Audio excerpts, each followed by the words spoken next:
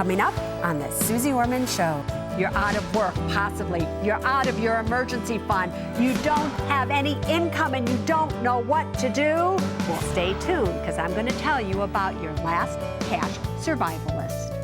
Also, you're on the show. How far after you were on the show did your husband happen to lose his job? About 2 days. He loses his income 2 days after you're on the show here, which forces you into the reality of, oh my God, I have to take care of myself here. And happy anniversary. Do you know the Can I Afford It segment has been on the air for 3 years now? And tonight's episode is all about celebrating our 5th anniversary, our 20th anniversary, our 10-year anniversary. Oh, I have goosebumps everywhere.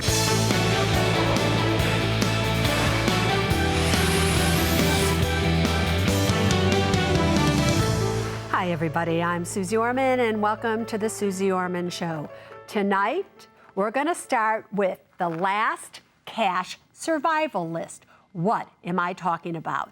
Listen to me right now. Many of you are in a situation where you've lost your job, you have absolutely no income coming in, you don't have a clue what to do, and you are strapped for cash. Seriously, you can't afford to eat, can't get food stamps, you can't do anything. You don't have any money physically besides what you might have in retirement accounts and things like that, but you have no savings, no emergency fund. You are strapped. So when you are in that situation, what do you do? What is your last cash survival list? Are you ready? I'm going to tell you the order of which I think you should get cash if you really, really need it. So let's begin. As you know, Miss Orman here is not really fond of credit cards. Never have been and never will be. There are many of you out there, however, that you may not have any cash whatsoever, as I was saying a moment ago. And you do, however, still have credit cards that you're able to charge on. Maybe you have an available credit limit. Maybe you can actually take cash advances from. Believe it or not, in this particular situation, when you do not have a penny to your name, there's nothing wrong going to a gas station and putting gas in your car for you to get to vital places that you need to go, for you to charge that, for whatever you can put on your credit card, including cash advances. Believe it or not, a credit card is the first place that you should go to. Let's say, however, you are in a situation where you don't have any credit cards that are open. You don't have any available credit limit on any of your credit cards. What should you do next? It is very possible and probable that many of you may have some money, even though it's not a lot, in a Roth IRA. Now, I have been known to say, please do not touch any money that's in a retirement account because money in a retirement account is protected against bankruptcy. But listen to me. If you're in a situation where you don't even have enough money to buy a gallon of milk, you are not eating, you are not surviving, we're not talking about bankruptcy anymore. Who cares if you claim bankruptcy? Not going to help you be able to feed yourself. Do you understand? So this is a last cash survival list. If you need to seriously survive and you need money to feed yourself and you happen to have money in a Roth IRA, you might want to think about taking money out of your Roth IRA. Why? Any amount of money that you put into a Roth IRA, regardless of your age or the amount of time it's been in there, your original contributions, you put in $5,000, $7,000. Even if that $5,000 or $7,000 has grown to $10,000, your original contributions, what you put in, can be taken out at any time, regardless of age or how long the money has been in there, without any taxes or penalties whatsoever. That is a wonderful place if you need to survive right now, and that's what we're talking about here, for you to take money out and not have to pay taxes or a penalty on it. If you take anything above your original contributions out, or that money that's above your original contributions has not been in there for at least 5 years and until you're 59 and a half years of age, you will owe ordinary income tax on that money plus a 10% penalty. So again, quickly, you put in $5,000, it's worth $7,000. You did that 3 years ago. You can take out anything up to the $5,000 that you put in, no taxes or penalties regardless of age. The $2,000 that it grew to, it's now $7,000. You cannot take that out until you're at least 59 and a half and 5 years. Got it? So you might want to leave that in there, because if you owe money to the IRS, they're going to come after you in any way that they can. Next, maybe you worked for a company, you had a 401k plan, you were 55 years of age or older when they either fired you or you left service, and you still have that money in your 401k. What's essential for you to know is you can withdraw money from that 401k without the 10% penalty as long as you are 55 years of age or older in the year that you left service. Of course, you're also going to owe taxes on that money, but at least you can get that out without any penalty whatsoever. Let's say you have money in a traditional IRA. Well, what you need to know there is you could take the money out of your traditional IRA, and let's say you just need some money to get you by for just 30, 40, 50, 60 days. You can take money out of a traditional IRA, take it out, and as long as you have replaced what you took out within 60 days, you will not owe any taxes or penalties on that money. Another way to get money from a traditional IRA, if you are not 59 and a half years of age or older, without any penalties whatsoever, is to do something known as SEPP, Substantially Equal Periodic Payments, which is where you can take out a specific amount of money every single month over a period of time. It's a little complicated, but you might want to contact your CPA and make sure that you can or cannot do it. It's another way to get money. These are just a few places or things for you to know about, for you to access money if you're ever in a situation where really you are seriously strapped for cash. Now to a Suze Orman intervention follow-up. 30 days ago, you may remember Drea. Drea came on the Suze Orman Show. Drea was a totally self-sufficient woman. She was making about $80,000 a year.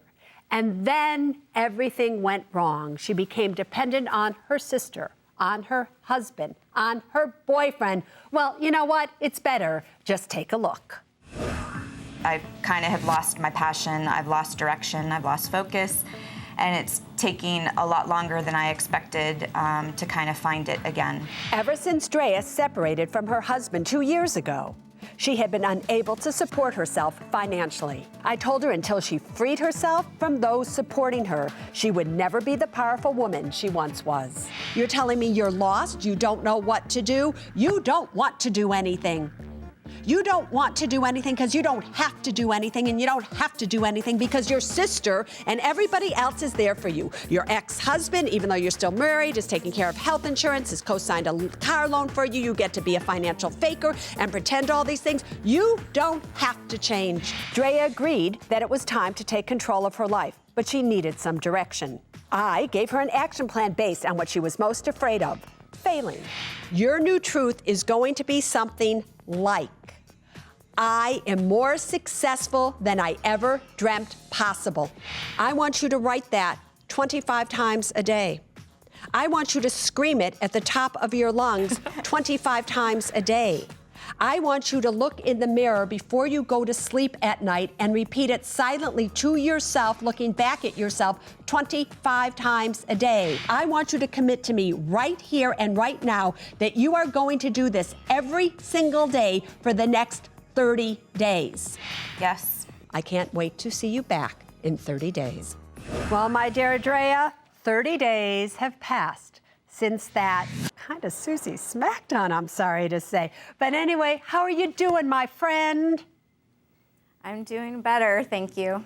Oh, so tell everybody, what does better mean? Were you able to repeat that truth? What was that like? Tell me from the time we went off the air 30 days ago. Tell us what you did. I did go home and immediately write the truth for 25 times in my notebook, and I have continued to do that every day since. I do repeat it to myself silently in front of the mirror 25 times a day, but I do have trouble screaming it because I don't really have a place to be screaming at the top of my lungs. I'll do it in the car occasionally if I'm alone.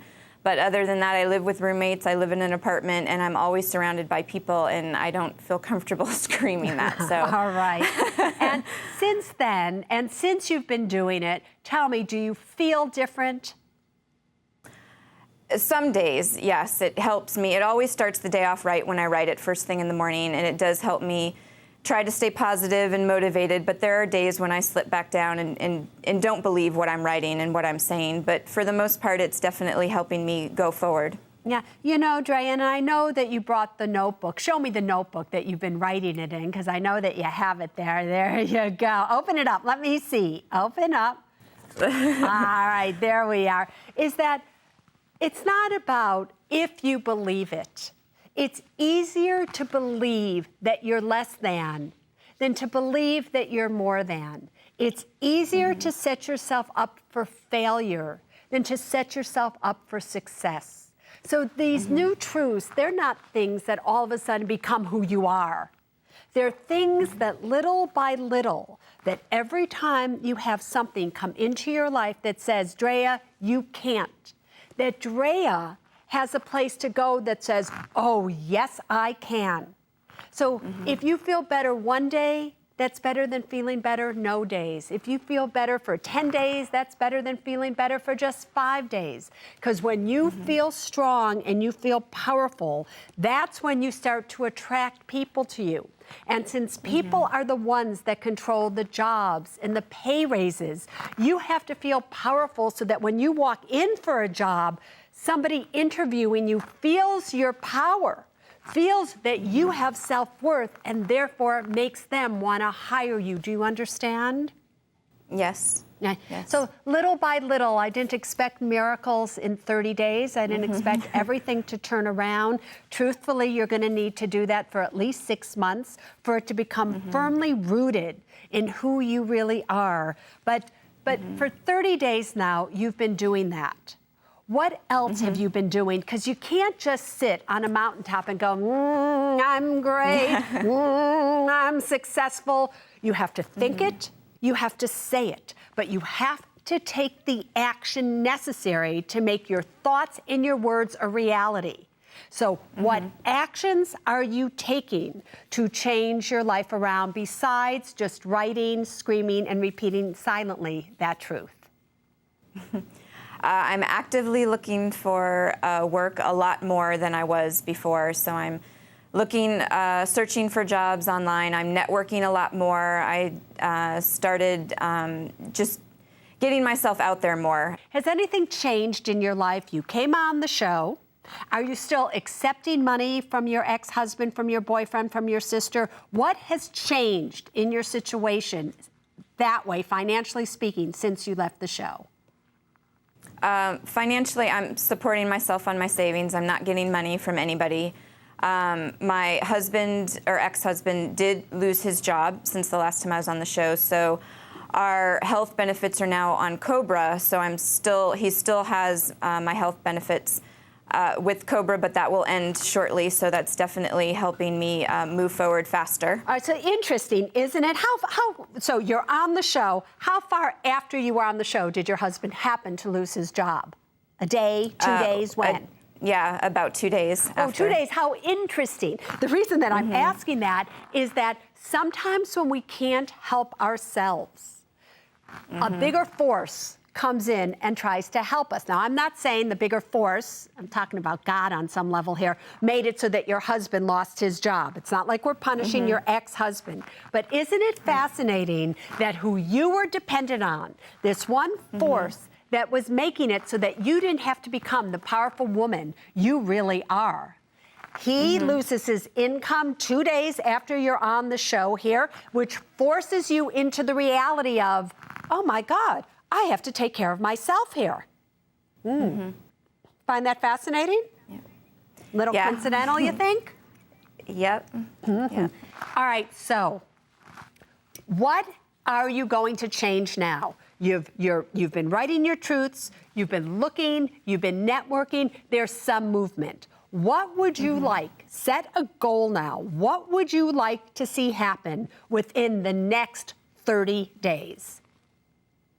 I would like to be working full-time in a permanent job. And what kind of job would you like that to be? A job in a dynamic environment that has room to grow and is challenging and lets me be creative and. All right, so let's stop there.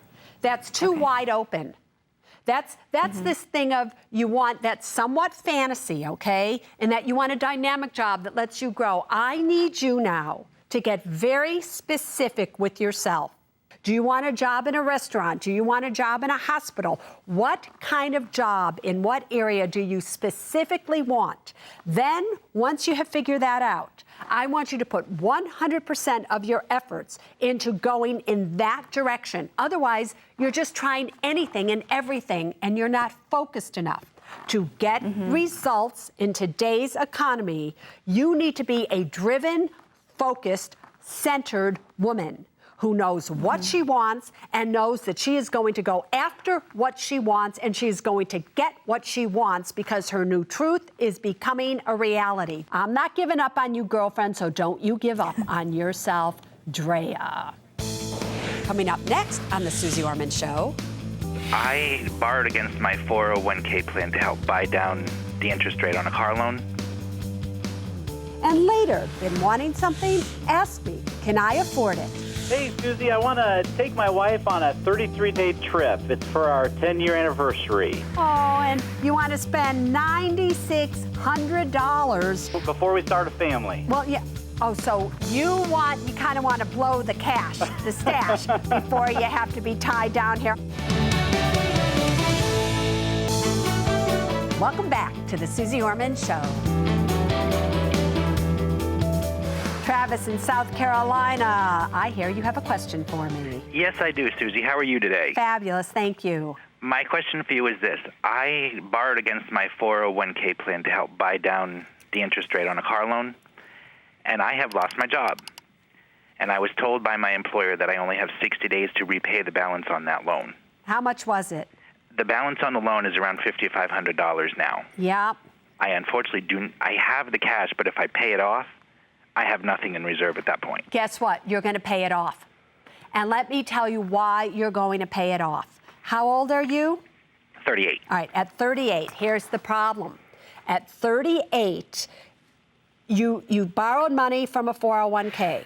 You've lost your job. Now, if you do not pay that $5,500 back, you are going to be taxed on that money as ordinary income, plus you are going to pay a federal tax penalty and state tax penalty on that money as well because you weren't 59 and a half years of age when you took it out or 55 years of age or older when you lost your job. Got it? Okay. So therefore, you do not want to pay that kind of penalty and you don't want to have to add that to your taxable income at this point in time. I would rather see you, listen to me closely now, take the $5,500, pay it back. Now what you can do is an IRA rollover. Eventually what you can do once you have an IRA rollover is little by little convert that money into an IRA Roth. When you convert money into an IRA Roth, at least you can then, and you'll pay taxes on it as you're doing this is later on in the future, you will be able to withdraw the amount of money you converted, got it, at any time without having to pay the taxes on it again. And as long as that money has been in there for at least 5 years, you won't owe the 10% penalty on it at that point. So that will be an ability for you to get money later on in the future in case something else goes wrong. So think about doing that to protect yourself. All right, so everybody, I just want you all to be very clear on the advice that I just gave Travis. And given that tonight's show is about your last cash survival list, this is something that you should know. So let's make sure you are very, very clear on it. You have money. You have money in a 401k or a traditional IRA or even an IRA rollover, and now you want to convert that money to a Roth IRA. When you convert money to a Roth IRA, you owe taxes on any amount of money that you convert, and you pay that as ordinary income taxes. All right, that's one thing. But here's how a Roth conversion works. Once you have converted money into a Roth IRA, you can withdraw the amount of money you converted at any time you want without any taxes whatsoever.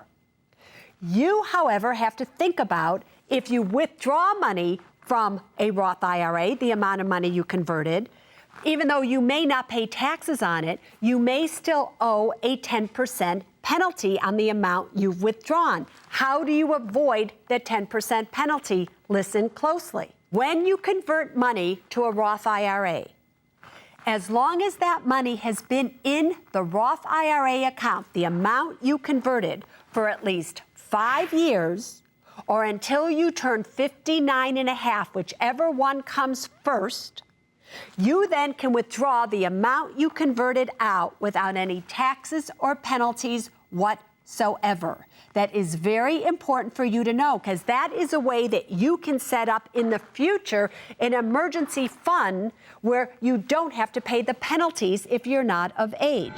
Now you know. Up next, you can't afford to miss Can I Afford It? This is our third anniversary of the Can I Afford It segment. I want to thank her for putting up with all these years, and I want to take her on a 1-week romantic barge trip which specializes in gourmet cooking while cruising the rivers and canals in Burgundy, France. Oh, I have goosebumps everywhere. Hi, Susie, and happy anniversary. I want to take my wife on a 33-day trip. A 20th anniversary party. Oh, yes. How time flies when you're having a good time. Do you all know this is our third anniversary of the Can I Afford It segment. 3 years ago in 2006, we started this thing where you call in, you tell me what it is you want to buy, and I tell you if you are approved or if you are denied. And I can't go anywhere anymore without somebody saying, am I approved? Am I denied? But because this is our anniversary Can I Afford It segment, every single one of these calls has to do with an anniversary. Are you ready?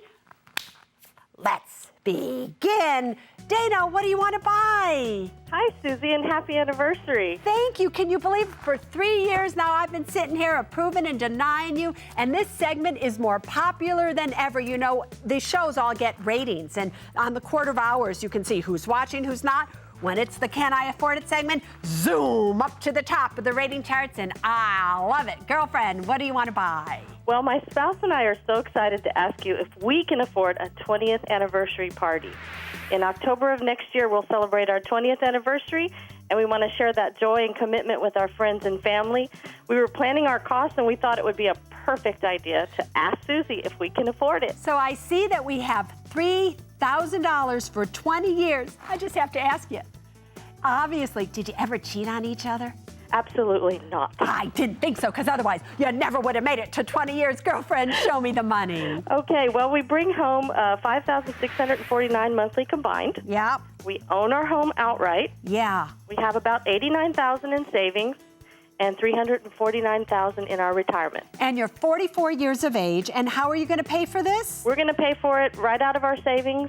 We have a year to plan and save up, so that'll be good. So you're still going to be planning and saving it for the next 12 months, yeah? Correct. All right, so here, let me make this easy. Right out of the box, you have been approved. Yes, you're doing great. You're doing fine. You have enough in savings. You're doing just like you should be doing. And I'm so happy. Now, don't blow it in this next year. You hear me? Stay faithful to one another. Ty, what do you want to buy? Hey, Susie, I want to take my wife on a 33-day trip. It's for our 10-year anniversary. Oh, and you want to spend $9,600 for 10 days? Yes. 10 days, that's a lot. No, it's for 33 days. Oh, it's for 33 days, and you're just celebrating your 10th year anniversary. Our 10th year anniversary before we start a family. Well, yeah. Oh, so you kind of want to blow the cash, the stash, before you have to be tied down here. I got it, boyfriend. Show me the money. All right. Well, we currently make about $8,400 a month combined income. Yeah. And I have a $116,000 30-year fixed mortgage at 5%. Yeah. And I have about $145,000 in savings and $52,000 currently in retirement. But you're going to have kids after this, is that correct? Yes, we're hoping. We're hoping to start. You're hoping to start. And the two of you are currently working?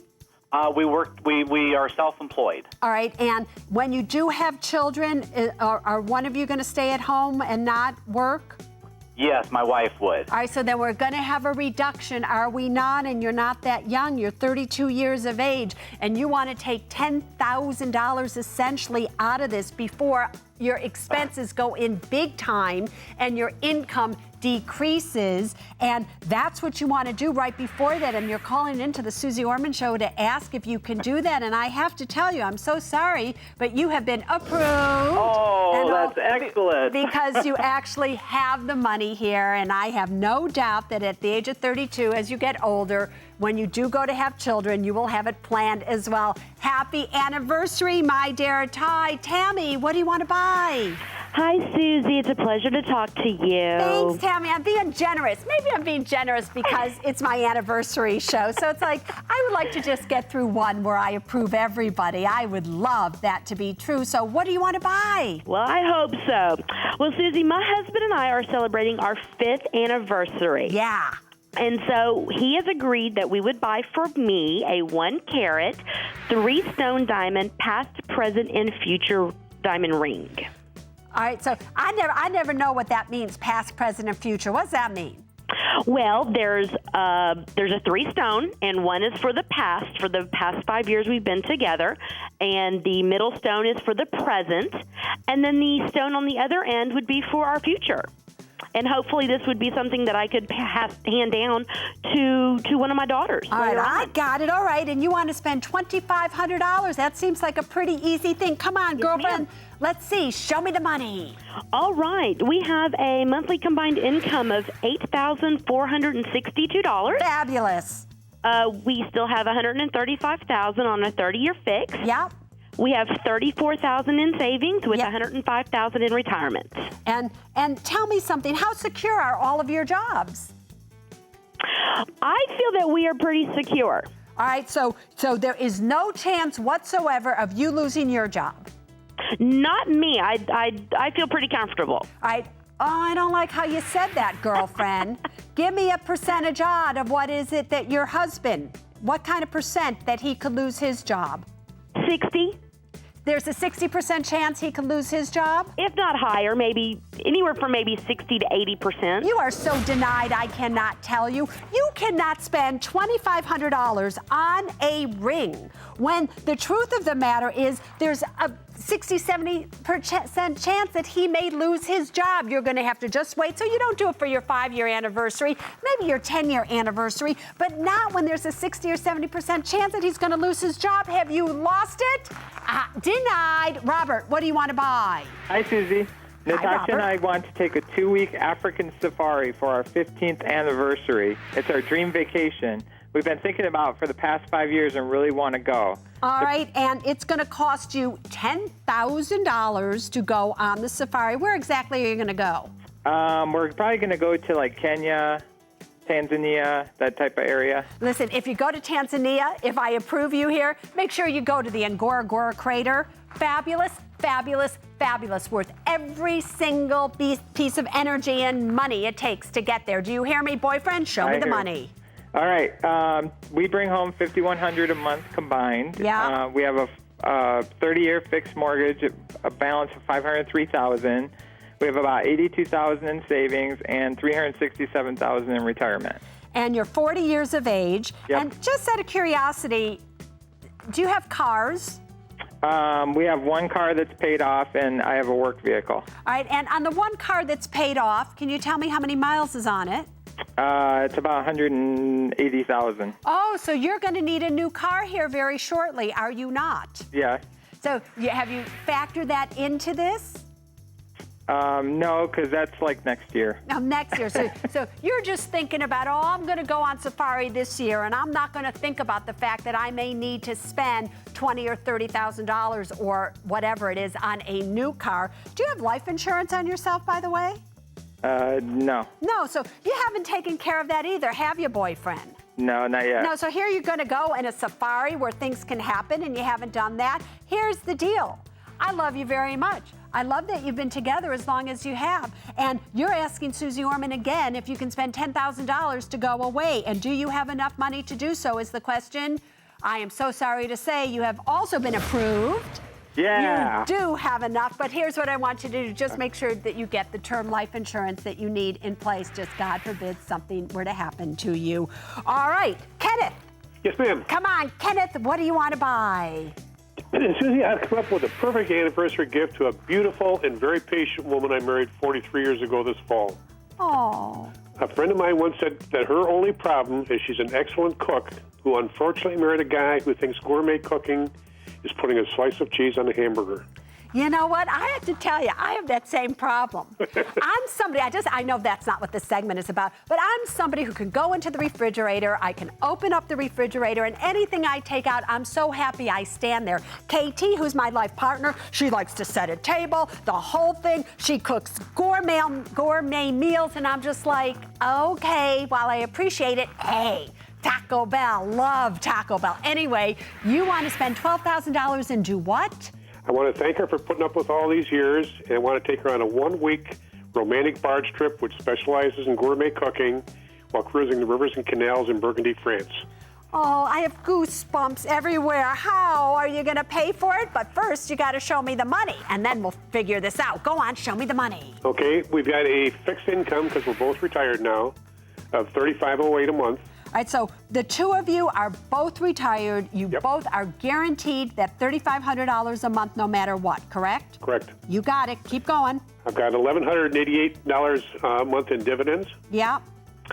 and we own our house outright. We have no credit card, no student loans. We don't owe anybody anything except what comes in the mail today. And you wanted to, and where are you going to get the $12,000 from? Well, we've got $27,000 in savings, about $255 in investments, and we've But got. it's going to take, if you take this $12,000, it's going to take your $27,000 in savings down to like $15,000, which everybody knows isn't that much money according to the 8-month emergency fund and everything that I want everybody to have. But I have to tell you, so we're going to do that. I'm afraid at the age of 69, which is what you are, that puts you into danger somewhat. So again, you have been approved. And the reason that you're approved is I don't care so much about the 8-month emergency fund when I know very well you have enough income coming in every single month on a fixed level because it's a pension, and most likely it's a secure one where everything is taken care of for you. So boyfriend, you go have a good time. Wow. Wow, I approved everyone except, of course, a diamond ring. What do you expect from me? I don't care that this is an anniversary show. Some things just don't change. Want to be part of the Can I Afford It segment? Please go to my website, SuzeOrman.com, and you will find all the information that you need to know right there to come and play with me right here. Up next, if he is not taking your needs into consideration, if he is not including you in this, that says to me this is already a relationship that's heading towards divorce. Is that correct?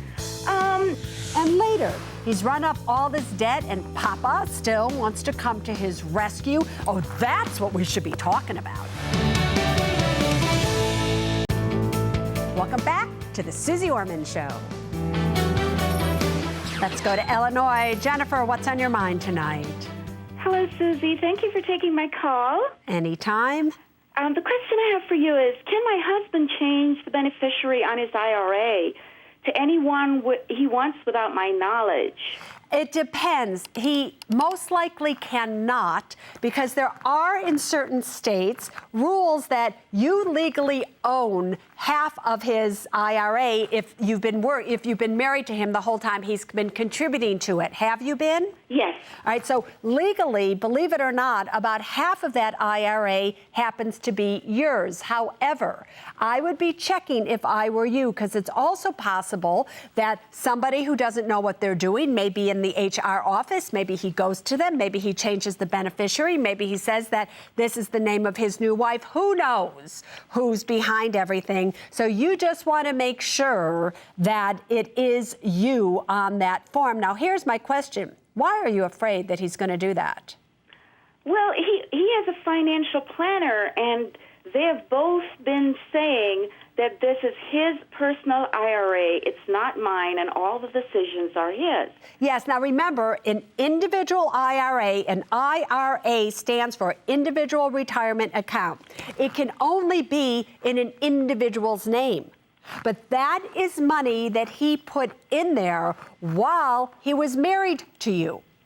And therefore, he makes the decisions with that money. But if you two get divorced, I got news for you.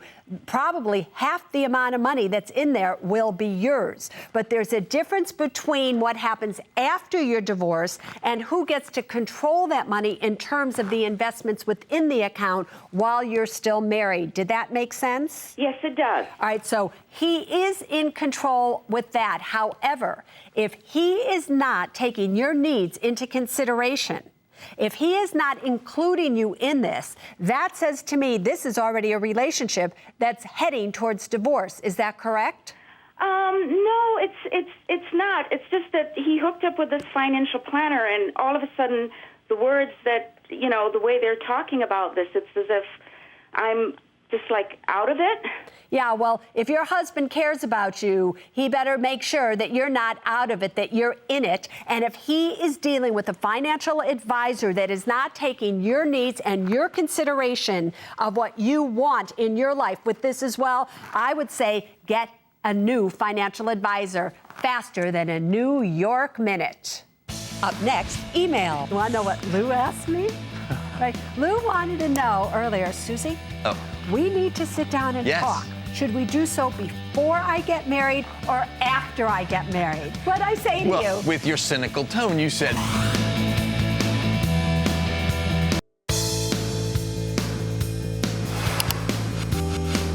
Welcome back, everybody. Email section of the Suze Orman Show. We're Lou here, Mr. T-shirt guy. That's right. Right. And now he's in blue. First he was in gray. All he did was wear Blue's gray. nice, isn't it? Yeah, but Blue's it's like nice. some variation would be nice, but that's fine. Blue Well, how many different or colors? gray. Only so many colors in the rainbow, Susie. I know. You want to know what Lou asked me? Right. Lou wanted to know earlier, Susie, we need to sit down and talk. Should we do so before I get married or after I get married? What'd I say to you? With your cynical tone, you said before. I can't help you after you say I do. I can't say don't. So anyway, that's like, he wants now. After all these years, now he wants my help. That's right. All right, fine. I do. Yes. Hefty Hey, we bill. have a picture, an adorable picture of a dog named Harley. Harley, Look at and that's my baby. Now, it's not actually my baby. Harley is this little dog I call her Gup. She trains me when I'm in New York. Her name's Ilana something. I can't ever say her name. Alana, Elena, something. I call her Gup. Greatest trainer ever, but that's her little doggy. I love Harley. Sorry, all right. I do not know what's gotten into me. Go on. Really? Go on. All right, are you ready? Yes. From Doug, 63, in Woodbridge, Connecticut.